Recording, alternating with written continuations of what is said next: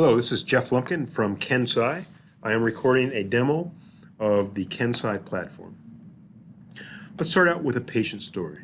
This is the story of Bill Johnson, and he's typical in many ways. For a long period, Bill was quite a healthy person, and he went a good number of years without ever visiting a physician.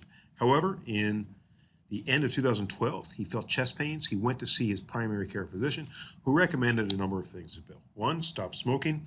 Two, eat a more nutritious diet. And three, exercise more. However, like many people, Bill didn't take these warnings seriously, and he continued to live his more normal lifestyle, with the exception that he was experiencing more health problems, hence greater number of visits to the doctor. These visits reached a crisis in Q4 of 2013 when Bill was rushed to the hospital in an ambulance with a heart attack. So he spent 7 days in the hospital being treated for the heart attack. He was released. However, shortly thereafter, he re-entered the hospital for a period of 21 days to treat sepsis. After 21 days, he went out, came back in again for a final 3 days, was finally out for good. During that time period, he had an ejection fraction test taken. Ejection fraction is the volume of blood that the heart pumps with each beat. At that time, his ejection fraction was on the low side, but within the normal range. Bill returned to a more sedentary lifestyle, but at this point, his health had deteriorated to a pretty significant degree. He was rushed to the emergency room in 2014, and then had a year of relatively quiet time until he was readmitted to the hospital in mid-2016. He had 2 periods in the hospital, each of 4 days. A low ejection fraction test was taken. However, Bill passed away very shortly in October of 2016. Now, this is a fairly typical story of how patients are treated, meaning they are treated very reactively, not proactively. And at any time during this progression, if data science, if KenSci had been involved, proactive steps could have been taken to alter the course of Bill's history. So at this point in time, Bill's first admission to the hospital, the exact date, or a fairly close range for his heart attack would have been predictable with a high degree of accuracy. And at this point, when his heart attack had taken place, we could have done mortality risk estimates and helped build a plan for a more painless exit. So when we're thinking about healthcare, we're thinking about it from a patient perspective, from an individual perspective, certainly as in the case of Bill, but the hospital and healthcare system is made up of millions of patients. So let's now move from a single patient view and take a more population level approach towards understanding what's going on in healthcare. I'm coming now to the KenSci Analytics dashboard. And this is where, as a CMO of a major hospital organization, my staff puts up information that they think I need to understand just to keep track of what's going on in healthcare overall. The first visualization here in the top left has World Bank data, which shows national health expenditure as a percentage of GDP by country.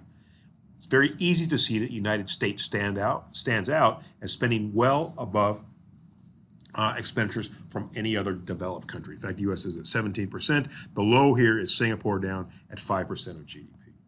Another interesting data set shows that there are 2 primary causes of death within the United States. The largest of these is heart disease, and the second is cancer. And you can see these are a great deal larger than any other category. One of the reasons why I appreciate this Power BI dashboard is the ability to put up all different kinds of media, including, in this case, a YouTube video. So in this video, I learned a couple important facts. One of them is that while overall heart disease has been in decline since 2000, in 2011 and since then, heart failure mortality rates have been on the rise. And one of the primary features of heart mortality rates is the high percentage of readmissions after a heart failure patient is let out of the hospital. So bearing this in mind, let me explore just a little deeply what heart failure mortality rates could look like. This number 166.3 is the overall number for heart failure mortality rates from 2006 onwards. Let me get more specific by saying by year. So it's going to produce this bar chart for me, and I'm going to say as line. So it makes this line chart. And here we see that heart failure did indeed bottom out in the 2011 and 12 period and has been on the increase ever since. Now I can get more particular and drill in at the state level and look at what is happening in California. And California shows a really strong trend in that heart disease continues to decrease all the way through 2013. However, 13 to 14 shows this bump up. California is much different than Minnesota, which shows a bottoming out very early on in 2009 and then a steady increase, and Georgia, which is even higher, has a higher level of mortality than Minnesota, or South Carolina, which is higher yet. So when I look at this data, I'm convinced that in many states in the union we have a real problem. I am now going to ask my analyst Jeff to do a deeper dive on heart failure and present me with much more granular information. To do that, I'm going to come to Power BI Desktop, where Jeff has produced this analytic for me. And what we have here is a heat map using Esri, which is an ArcGIS partner of Microsoft. And he's plotted where heart disease is most prevalent. These are heart-related deaths. Now, this graph over here on the right side has bucketized counties by rates at which heart failure is increasing or decreasing. So most counties in the U.S. have seen decreases in heart failure rates, 0 to 10%, minus 10 to 25, or greater than 25. But 1,200 counties, so more than a third of counties, have shown increases in heart disease. And when we isolate these counties, what really stands out is this concentrated arc going from the upper Midwest down to Appalachia and then south along the East Coast from Virginia down through Georgia. To get even more granular, I'm going to switch to this page, Sandance. Now, Sandance is a visualization which is produced by Microsoft Research, and we appreciate it because it allows us to spin through data very, very rapidly and get different perspectives on data. So in this instance, we have plotted the 3,000 counties in the U.S. by latitude and longitude and colored them by buckets of heart failure rates. So there are 5 buckets, red being those counties where heart failure is highest, blue where heart failure is lowest. And it's quite easy to see heart failure is centered down here in the southern part of the U.S. We've integrated some other data sets into this heart failure data set and are able now to look at other chronic conditions and how they relate to heart failure. So in this view, we're looking at diabetes along the vertical axis, obesity along the horizontal axis, and see an absolute correlation between high levels of obesity and diabetes and high heart failure rates. Now, another data set that's been integrated is census data, where we can look at different elements of our population. So vertical axis is now income per capita, horizontal axis is poverty rate, and here there's another strong correlation between high degree of poverty and high degree of heart failure. So if we're trying to tackle this issue from a population perspective, we need to work within very specific elements of our society. Then the final view I want to share today is a look at where heart failure and drug overdose mortality rates coincide. So here the map is now colored by drug mortality rates, red being where highest levels of drug mortality are visible. 1 in Appalachia, 2 Texas and Oklahoma, 3 the Southwest, particularly New Mexico, and Florida and the Gulf Coast. Now I'm going to change this chart type from scatter to scatter 3D, and now I have essentially 5 different Americas. The top America is the one where heart failure and opioid deaths coincide.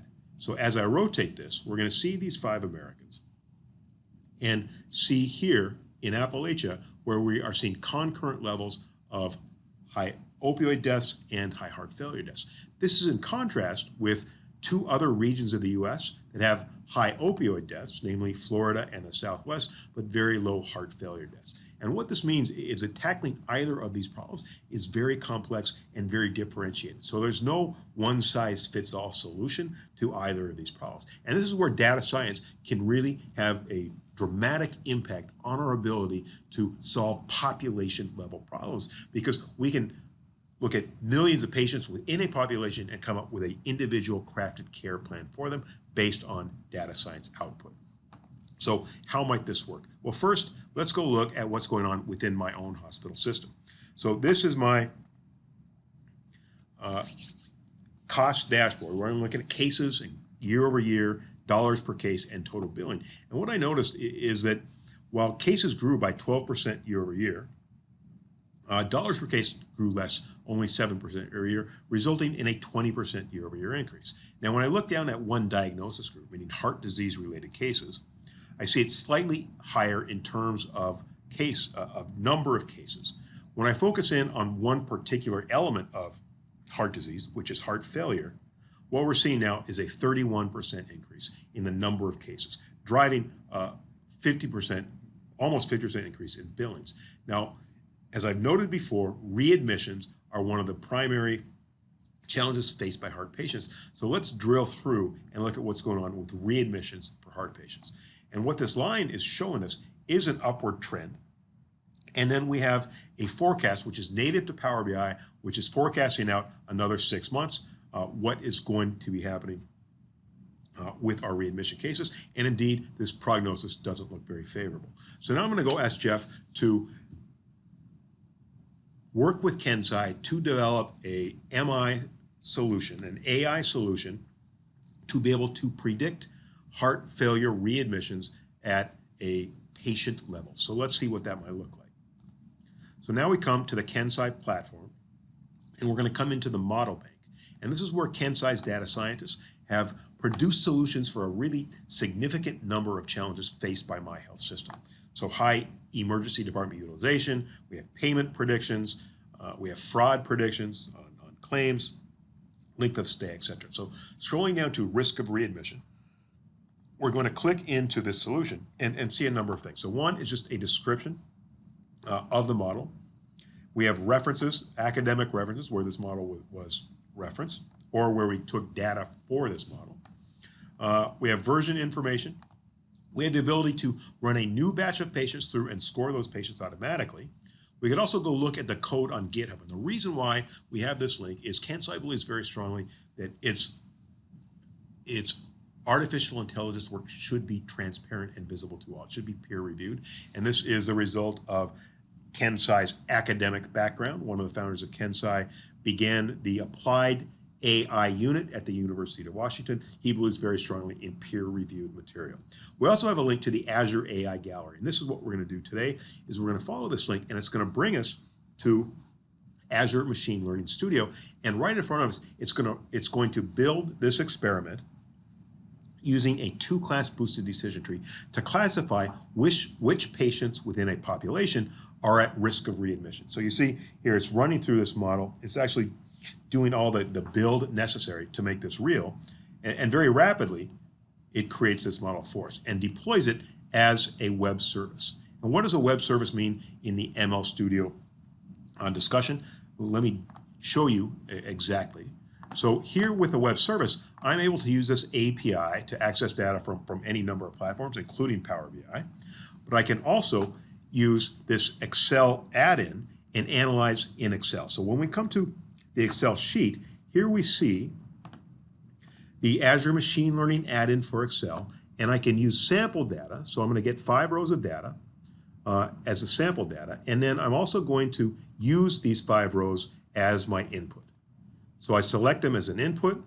The output will come into cell A10, and when I predict this, it takes these 5 rows and it sends them up to my experiment in Azure Machine Learning Studio and brings back scored labels and scored probabilities. So out of the sample of 5, none have a label of 1, meaning patients who are at risk of readmission, and we see actually very low percentages for these patients. However, I can also move to a real data set. In this instance, 5,000 new patients who've just come into our system this week who we want to analyze for high risk of readmission. So now this is going to become my input, 5,000 rows.